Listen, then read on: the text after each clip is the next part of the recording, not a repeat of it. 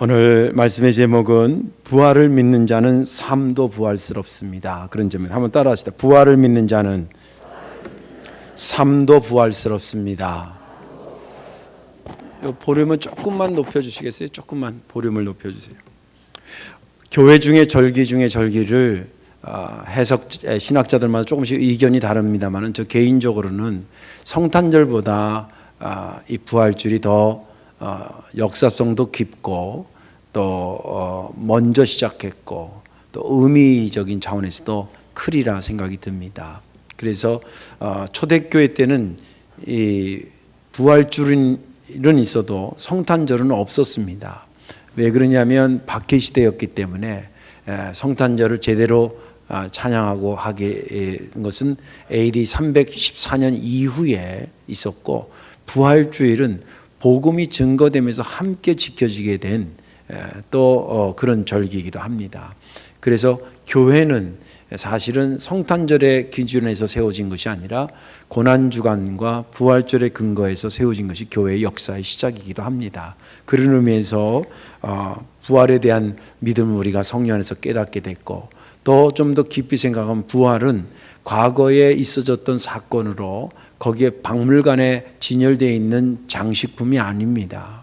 부활은 내가 실제 거듭난 체험을 통해서 부활을 경험했고, 그리고 실제 삶으로 살아내는 것이 부활입니다. 아멘. 오늘 말씀을 듣고 내 삶이 정말 부활스러운 삶이 어떻게 사는 것일까를 해답을 얻고 그렇게 행해지기를 주님의 이름으로 축원합니다.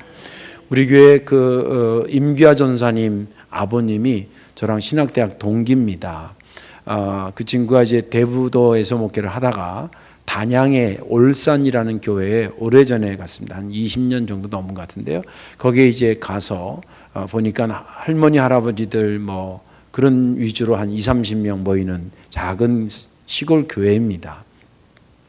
간혹 젊은 사람들이 있긴 한데 그들의 표정도 늘 밝지 않습니다. 왜냐하면 농촌의 현실이라는 게 그렇게 녹록지 않기 때문에 그랬습니다. 근데 그가 이제 거기 가서 그런 나이 들어서 처져 있는 분, 젊지만 미래가 불투명해서 처져 있는 분, 이런 분들이 교인이니까 그분들을 보면서 목회하는 목사의 마음이 얼마나 안타깝고 힘들었겠어요. 기도하면 기도할수록 이들을 어떻게 내가 도와야 될까, 이들에게 어떻게 복음을 더 강화시킬까, 뭐 이런 생각을 쭉 하다가 그가 이제 결론 지은 것은 부활의 그 신학적 백그라운드에는 부활의 복음이 들어가면 영혼도 구원시키고 실제 삶도 부활시킨다, 그런 모토를 갖고 있었습니다. 이게 모든 목사님들이 갖고 있는 것이기도 하지만은, 그래서 어떻게 그들의 영혼을 구원시킬까, 또 농촌의 삶을 어떻게 부활스럽게 살게 할까, 두 고민을 기도하다가 이제 영혼을 살리는 것은 본인이 성경을 많이 연구하고 복음을 자꾸 증거하고 전도하고 가르쳐서 예배에 설교에 충실해서 거기에 교회를 튼튼하게 만들고, 이것이 된 교인들을 데리고 이제 선교 사업을 하기 시작한 겁니다. 제 기억으로는 맨 처음에 매주를 만들었어요. 교인들하고 같이 매주를 해서 일단 뭐 돈이 되든 안 되든 교회에서 이렇게 해서 도시교회랑 여기 이제 맨투맨으로 한다 그러니까 교인들이 할 일이 생기잖아요. 맨날 예배 마치고 낮에는 노인정 가서 이거 하고 있고, 또 예배 때 왔다가 노인정 가서 이거 하고 있고, 그러니까 그런 분들 불러가지고 매주 막 만든 겁니다. 그래서 저한테 연락도 오고 막 그랬어요. 그리고 그걸 좀 한 다음에 거기가 해발이 정확히는 모르는데 500, 600m 정도 높은 지역이에요. 단양에서 이렇게 경상도 넘어가는 그 무슨 제인가 뭐 아무튼 거기에 근처에 있는 교회라서 한 번은 또 연락이 왔는데 보니까 밭을 한 1000평 이상을 빌려가지고 말이에요. 고냉지 채소를 교인들하고 지었어요. 그러면서 우리 보러 사가라는 거예요. 꼭 그럴 때 연락이 오죠. 그래서 또 교인들하고 우리도 푸대를 가지고 가서 봉고차 해가지고 한또 몇백 포개 사가지고 오고, 도시교회 그렇게 해서 하고, 또 그런 걸 몇 번 하더니 이 친구가 민들레 있잖아요. 우리가 한번 작년인가 재작년에 한번 팔아주셨잖아요. 민들레 티백 이렇게 한 거. 민들레가 자연에 거기 야산이 많이 있는데 이 민들레가 굉장히 효능이 좋답니다. 여자들 염증 있고 이런 것들 먹으면 굉장히 좋다는데 약 팔러 온 건 아니에요. 예. 근데 아무튼 그래서 그걸 가루로도 팔고 환으로도 팔고, 이렇게 도시교회라고 하는데 이게 단양시에서 농촌 교회를 칭찬하려고 하는 게 농촌 사업으로 우수 사업체로 선정이 됐어요. 그래가지고 그러니까 무슨 특혜가 있더라고요. 뭐 이렇게 설치를 하는데 비용을 반을 시에서 내주고 반은 교회에서 내가지고 시설도 해가지고 이 환 만드는 것도 손으로 맨 처음에 하다가 나중에 기계로 다 만드는 그런 시스템을 해서 농촌의 수익도 좀 올리고 교인들이 막 이만큼 입이 찢어지고 좋았겠죠. 그리고 농촌 목회를 하는 목사 후배들이 어떻게 하면 농촌 목회를 뿌리내릴 수 있을까, 이런 것들을 와서 강연도 듣고 뭐 이렇게 하면서 점점 그런 것을 펼쳐나가고 있습니다. 현재도. 이 친구가 원래 농사를 지었던 친구도 아니고 그리고 사업 마인드가 있어가지고 사업하려고 목회한 친구도 절대 아닙니다. 복음이 들어가면, 부활의 복음은 들어가면 살려낸다라고 하는 신학적인 믿음을 가지고 어떻게 내가 여기에서 현장에 부딪혀 살까를 고민하다가 복음도 증거하고 심령도 살려내고 그런 농촌교회도 살려내는 그런 아주 좋은 사례가 있는 것입니다. 부활을 믿는 자는 삶도 부활스럽습니다. 믿음 되길 바랍니다. 오늘 본문에 있는 말씀은 시간이 많이 없어서 간단하게 얘기를 해야 되겠는데, 이스라엘 백성들이 잘못해가지고 바벨론 포로로 하나님께서 보냈습니다. 70년 동안 거기서 회개하고 좀 변화받으라고 보낸 거지요. 그리고 그 보낼 때 예레미야 선지자를 통해서 70년이 차면 내가 너희들 다시 데려오겠다, 그 말을 했는데, 사실 이게 말이 그렇지요. 70년만 포로로 갔는데 거기서 70년 만에 다시 온다? 거의 죽음에서 사는 거나 똑같은 부활의 의미를 갖고 있습니다. 구약의 사건이 부활의 예표적인 사건인데 그런 것들입니다. 여러분들, 우리나라 일본 분들이라 그러는 게 좀 그래요. 일본 거시기들이 이제 와가지고 36년 동안 강점을 했는데 지네들이 양심의 가책을 받아서 물러갔어요? 아니에요. 여건이 도저히 안 되겠으니까 손들고 항복해서 간 거 아니에요. 그냥 여건 맞았으면 아직도 우리나라를 지배하고 있을는지 몰라요. 그래가지고 지금도 그 독도를 뺏어 먹으려고 그냥 호시탐탐 그런 거 아니에요. 70년 포로로 갔다 거기서 다시 돌아온다? 죽었던 사람이 산 거나 똑같은 거예요. 쉽지 않은 거예요. 그러나 하나님께서 하신 겁니다. 믿음 되시길 바랍니다. 예표적으로 그렇게 보여주신 거라고 저는 믿어요. 돌아와가지고, 근데 돌아오는데 그냥 돌아온 게 아니라 그때 돌려보낸 왕이 바벨론에서 페르시아로 제국이 넘어갔고, 그 페르시아의 왕 중에 고레스라는 왕이 하나님의 감동을 받아서 이스라엘 백성들한테 그런 겁니다. 내가 니네 하나님한테 감동을 받았는데 너희들 고향으로 돌려보내라 그런다. 그리고 가서 그냥 잘 살아라 그런 게 아니라 가면 할 일이 있어 보낸다 그랬더라. 그 할 일이 뭐냐면 성전을 포로로 끌려갈 때 다 바벨론 사람들이 다 박살을 냈거든요. 다 뺏어가고 그거 재건하라고 너희들을 보내려고 그래라. 그러니 너희들은 가서 성전을 반드시 재건하고, 혹시 1차 귀환할 때 고향 갈 때 못 가는 사람 있으면 그 사람들은 10시일간 마음을 합쳐가지고 제물도 드리고 동물도 바치고 금도 은도 해서 성전 재건하려면 돈이 들 테니까 그렇게 해서 격려하고 그렇게 하라고 명령을 내렸습니다. 그 명령을 받고 이 이스라엘 백성들이 1차 귀환하는 사람들이 몇만 명이 이제 기쁨으로 그것을 거행하게 됐고, 또 못 가는 사람들이 옆에서 10시일반 도와줘가지고 그 성전 재건을 하도록 다시 고향으로 돌아온 사건이 본문의 사건입니다. 저는 지난 주간에 이 본문을 보면서 두 가지 것이 은혜가 됐는데, 하나는 아까 말한 것처럼 이것은 포로에서 돌아온 사건이긴 하지만 이거는 부활의 예표적 사건이다. 부활은 이런 거라고 하는, 개인적으로만 부활이 아니라 민족적으로도 부활은 하나님의 역사 가운데 있다라고 하는 것을 보여준 것이고, 또 한 가지 은혜가 된 것은 부활하면 뭐하냐 이거예요.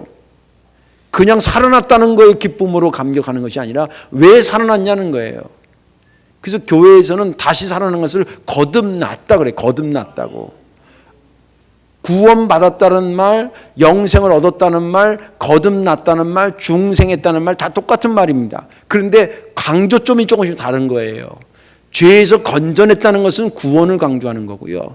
이제 구원받았으니 부활의 은혜를 입었으니 제대로 새로운 삶을 살아야 되지 않겠냐라고 할 때 그것을 삶을 강조할 때 거듭남이라고 얘기하는 거예요.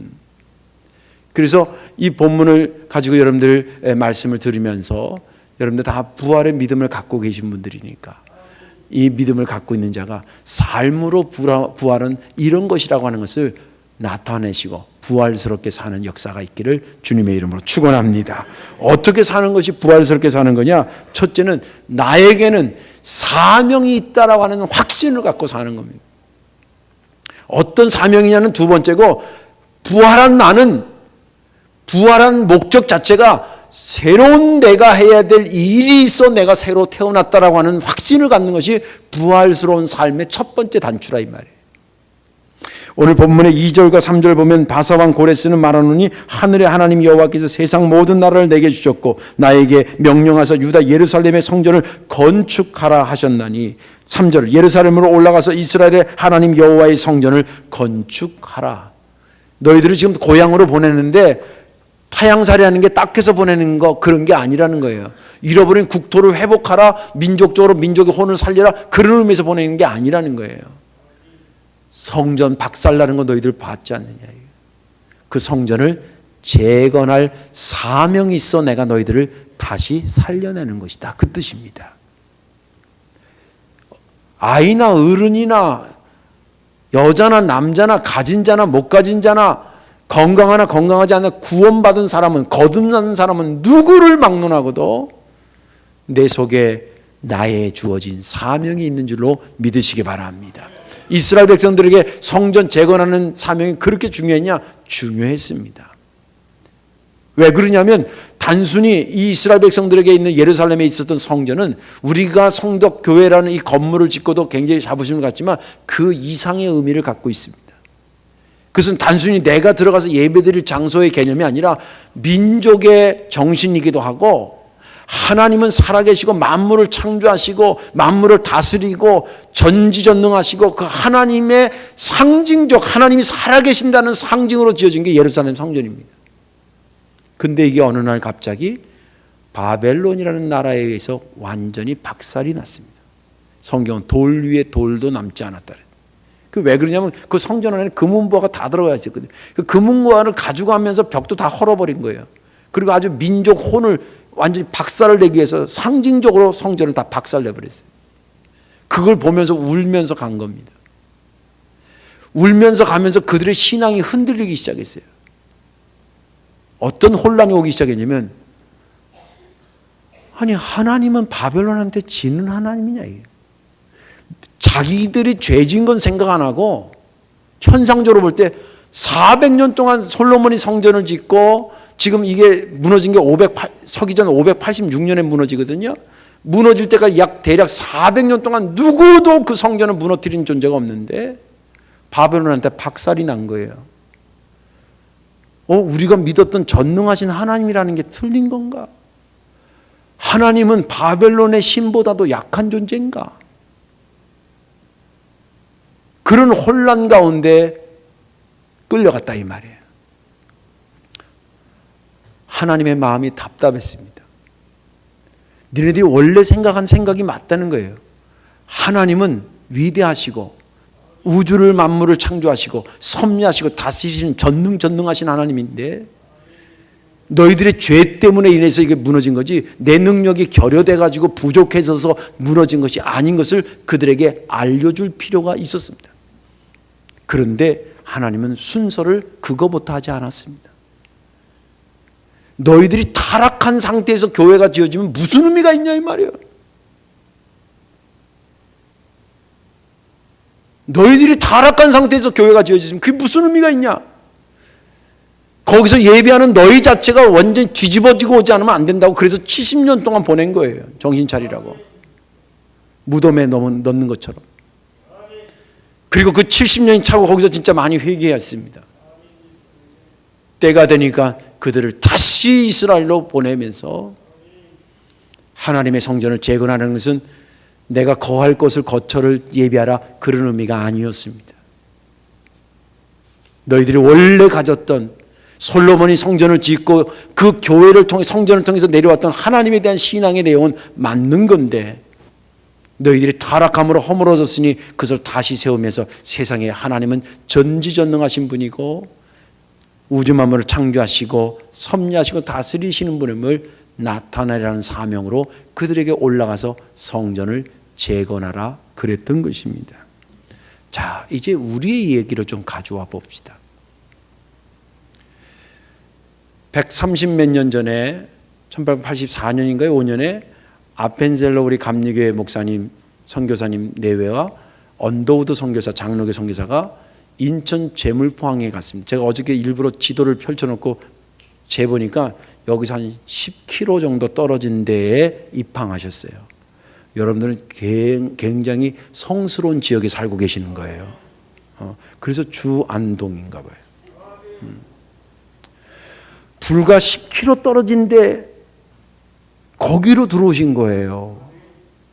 그것도 언제 들어오시냐면 어떻게 물때를 맞춰가지고 아무 때 들어온 게 아니라 일부러 부활절 아침에 들어왔어요. 뭔가 의미가 있다고 생각하지 않습니까? 그 선교사가 가졌던 믿음은 뭐냐면 부활의 신앙이 있는 사람은 감당해야 될 사명이 있다. 그게 나에게는 지금 한국 땅의 복음을 증거하는 게 내 사명이라는 마음을 가지고 부활절 앞에 온 거예요. 와서 그 인천 제물포항에 들어와서 첫 번째 한 기도 내용이 이런 겁니다. 사망의 문을 부수셨던 주님께서 이 백성을 묶고 있는 사슬을 깨뜨리사 하나님의 자녀들이 누리는 빛과 자유를 누리게 하옵소서. 그 기도대로 된 줄로 믿습니다. 우리들의 영안이 열리고 우리들이 그리스도 안에서 구원받아서 자유롭게 사는 은혜를 경험하게 된 것이죠.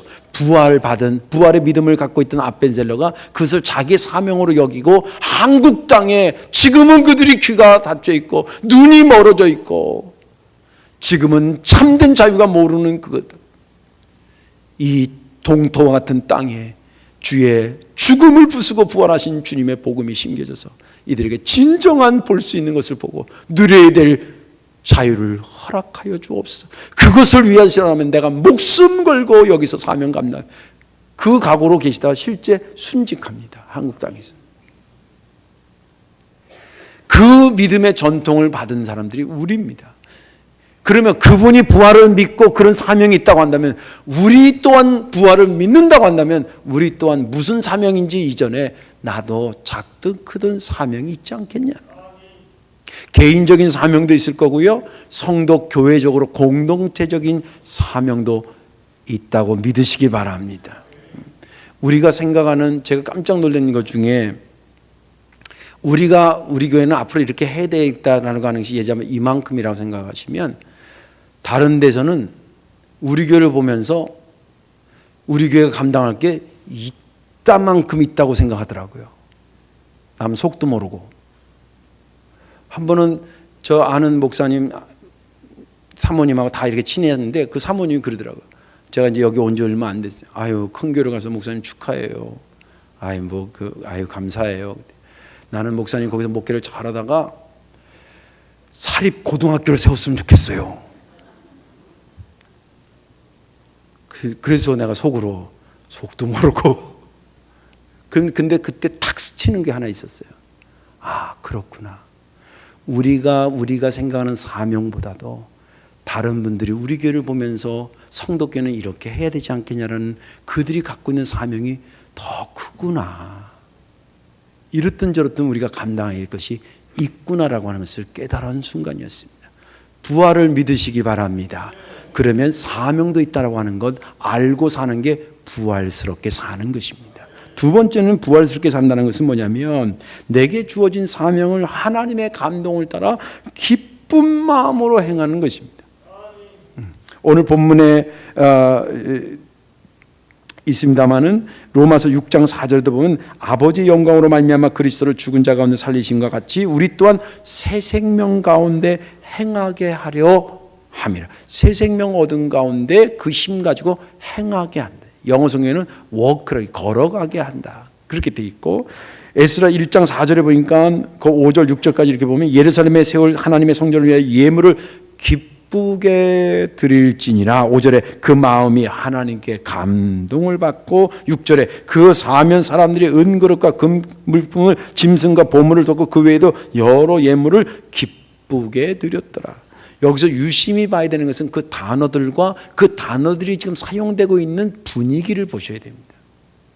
새 생명 가운데 걸어가기 위해서 부활시켰다. 그 다음에 하나님의 감동을 받아서 했다. 자원하여서 기쁜 마음으로 자원하면서 했다는 말이 2번씩이나 기록된 이 단어에서 풍기는 분위기는 어떤 주어진 일을 죽음스럽게 얘기하는 게 아니라 부활스럽게 일하고 있는 그런 분위기를 연출하고 있습니다. 이게 부활스럽게 사는 거예요. 하나님께 주어진 사명을 뒷짐지고 이렇게 억지로 따라가듯이 그러지 말고 솔선수범하고 앞으로 생동감 있게 막 이렇게 해가는 거예요. 할렐루야. 오늘 청소년부하고 청년부 애들이 지네들이 단기 선교하는데 이게 돈이 좀 많이 들어가요. 그러니까 회비도 한계가 있으니까 뭐 사업하고 이렇게 해가지고 저한테 검토받고 이렇게 그래 허락해가지고 이제 오늘 딱 하게 됐는데, 여러분들이 이걸 딱 보면서 부활스럽게 좀 이것을 해석해 주셔야 돼요. 응? 아유 그렇구나. 니네들 가서 고생할 건데 그래 몇 잔 팔아줄까? 얼마야? 2,000원? 아유 그래 10,000원 줄게. 이게 부활스러운 거예요. 근데 이렇게 보면 쟤네들은 맨날 팔어. 얼마 전에도 파는 것 같은데 아유 원가는 500원도 안 되는 것 같더니 2,000원 받아보고 있어. 그래서 제가 그런 거예요. 선택하시라고. 미얀마에 같이 가시든지 아니면 팔아주시든지. 여러분들 교회에서 목사가 이렇게 하자 그럴 때 말하기까지 제가 사실 고민을 많이 합니다. 어떤 건지 그래요. 제 스타일이 일을 막 벌리는 스타일이 아니에요. 왜냐하면 그거 하면 꼼꼼하게 해야 된다는 걸 알고 있기 때문에 가능하면 일수를 줄이는 스타일이에요. 게을러서 그런 것도 있겠지만 하나를 제대로 하자는 게 제 신조거든요. 그 청년부 이렇게 하고 그러면 지네들 그래서 한다는데 웬만하면 하게 하고 아주 빗나가는 거 아니고는 뭐 고고장갑 이런 건 안 되지. 근데 이런 거 한다면 그래. 그래서 제가 어저께 한 잔 일부러 사 먹었어요. 예상이지만 돈이 없어가지고 오늘 내가 갚겠다 그랬어요.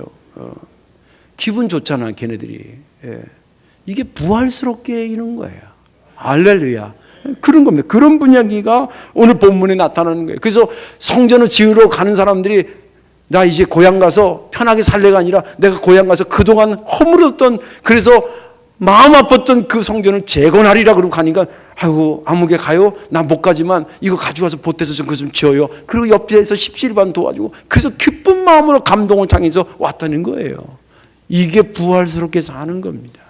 거기서 몸뚱아리만 고향으로 돌아왔다고 부활이 아니라 사명이 쏘고 그 사명을 주어졌을 때 기쁜 마음으로 사는 것, 기쁜 마음으로 그것을 감동하는 것, 이것이 부활스럽게 사는 것입니다. 시간이 없어 그냥 정리를 하겠습니다. 오늘 말씀을 정리하면은 부활의 믿음이 내게 있다는 것은 여러분 복 중에 복을 받은 거라고 믿으시기 바랍니다. 내 생에서도 복을 받고 이 땅에서도 복을 받고 하나님 나라 가서도 복 받을 수 있는 복이 부활의 복입니다. 죽어라고 안 믿어지면 어떻게 하겠어요? 성령 안에서 그게 믿어진 것이 우리에게 복이고, 할렐루야. 그걸 통해서 내가 실제 언어가 부활하고 생각이 부활하고 그 다음에 행동이 부활되고 방향이 부활되고 얼마나 감사해요. 그런 우리들이 부활의 믿음이 내게 있고 그것이 내 믿음의 고백이라고 한다면 더불어 한 가지 더 생각을 포함해야 된다는 거지요. 내게 사명이 있구나. 그래서 나를 부활시켰구나. 그리고 기왕에 그 사명 감당하는 거 부활스럽게 하자. 기쁘게 하자. 끌려가듯이 억지로 하는 것이 아니라 긍정적이고 기쁜 마음으로 감당하자. 그런 삶이 저와 여러분들의 삶이 되고 우리 교회의 삶이 되고 한국교회의 아름다운 부활의 모습이 되기를 주님의 이름으로 축원합니다. 기도하겠습니다. 좋으신 아버지 하나님, 고맙고 감사합니다. 주께서 우리에게 주신 부활의 은혜, 무엇으로 갚을지 고민하고 고민해도 딱한 답이 없습니다. 그럼에도 불구하고 주님께서 우리에게 무엇을 얻고 싶어 부활시킨 것은 아니고 이제 부활됐으니 새로운 일을 네가 해야 되지 않겠냐라고 사명 주시고, 그 받은 사명을 기왕이면 부활스럽게 죽음스럽게 일하지 않고 부활스럽게 기쁜 마음을 가지고 적극적으로 그 일을 감당해서 우리들의 삶이 부활을 살아내는 귀한 삶이 될 수 있도록 은총을 더하여 주옵소서. 우리 주 예수님의 이름으로 축복 기도하옵나이다. 아멘.